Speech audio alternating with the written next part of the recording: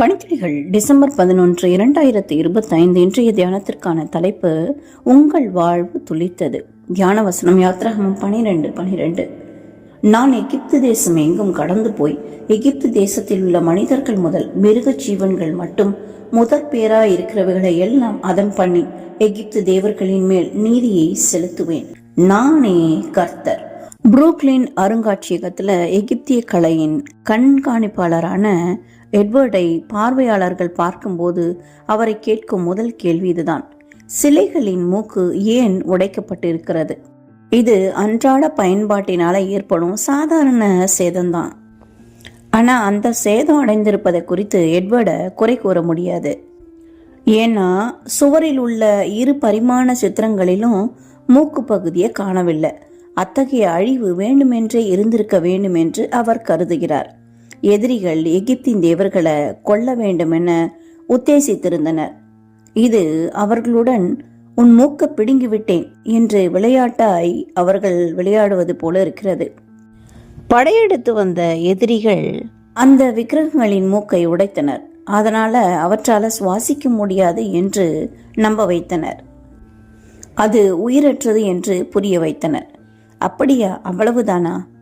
இது போன்ற தேவர்களை வைத்திருப்பதனாலதான் சிக்கல்ல இருப்பதை பார்வோன் அறிந்திருக்க வேண்டும்.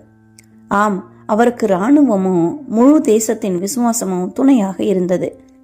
சோர்வுற்ற அடிமைகளான எபிரேயர்கள் தவறு செய்து பார்வோனுக்கு பயந்து ஓடிய மோசேயின் தலைமையில்தான் இயங்கினார்கள். ஆனால் இஸ்ரவேலுடன் ஜீவனுள்ள தேவன் இருந்தார். பார்வோனின் தெய்வங்கள் பாசாங்கு செய்பவை, அவைகள் தெய்வங்களும் அல்ல. 10 வாதைகளுக்கு பிறகு அவர்களின் கற்பனை வாழ்க்கை முடிவுக்கு வந்தது. இஸ்ரவேலர்கள் புளிப்பற்ற அப்பத்தை 1 வாரத்திற்கு சாப்பிட்ட போது புளிப்பற்ற அப்பத் திருவிழாவுடன் தங்கள் வெற்றியை கொண்டாடினார்கள். புளிப்பு பாவத்தை அடையாளப்படுத்துகிறது. மேலும் தங்களுடைய மீட்கப்பட்ட வாழ்க்கை முற்றிலும் அவருக்கே உரியது என்று அவருடைய மக்கள் நினைவில் வைத்திருக்க வேண்டும் என்று தேவன் விரும்பினார்.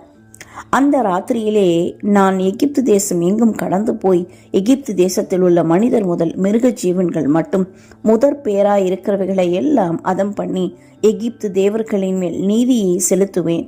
நானே கர்த்தர் என்று யாத்திராகமம் 12:12 ஆண்டவர் கூறுகிறார்.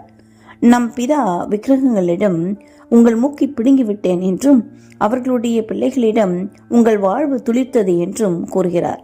நாமும் கூட பார்வோனை போல மாயமற்றதை நம்பி இருக்கிறோமா? ஜீவனுள்ள தேவன் நம் பட்சத்தில் இருக்கிறார். அவரை அண்டு கொள்வோம். அவருடைய பலத்த கைக்குள் அடங்கி இருப்போம். பரமகானானை தேவன் நமக்கு சுதந்திரமாக கொடுப்பார். அங்கே இளைப்பாரி ஆனந்த களிப்புடன் கொண்டாடுவோம்.